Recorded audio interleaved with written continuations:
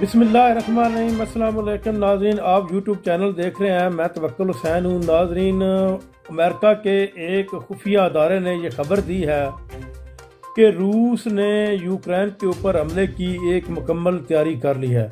ये हमला कब करेंगे, किस वक्त करेंगे, इसका फैसला जो है रूसी सदर व्लादिमीर पुतिन करेंगे, क्योंकि इस वक्त जो अमेरिका को सबसे बड़ी तशवीश है कि अगर रूस यूक्रेन के ऊपर हमला करता है तो ये इंसानी हकूक़ की सबसे बड़ी खिलाफ वर्जी होगी।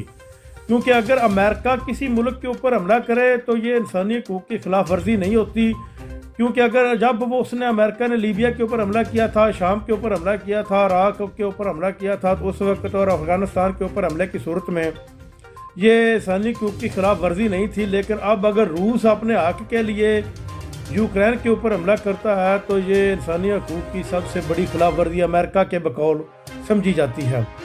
रूसी सदर व्लादिमीर पुतिन ने वाज़ेह तौर पर कहा है कि अब रूस का जो पैमाना है, सब्र का पैमाना, वो लबरेज हो चुका है और इससे आगे कोई ऐसी चीज़ नहीं हमको रोक सकती कि हम अपने इस मकासद को हासिल कर सकें।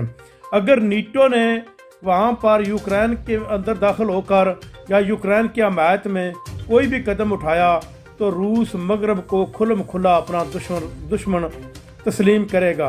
उधर दूसरी तरफ अमेरिका ने यह वाज़ेह किया है कि अगर रूस यूक्रेन के ऊपर हमला करता है तो इससे न सिर्फ पूरी दुनिया बल्कि मगरबी ममालिक को रूस की बढ़ती हुई सलाहियत और बढ़ती हुई फौजी ताकत से पूरा ख़तरा लाहक हो सकता है।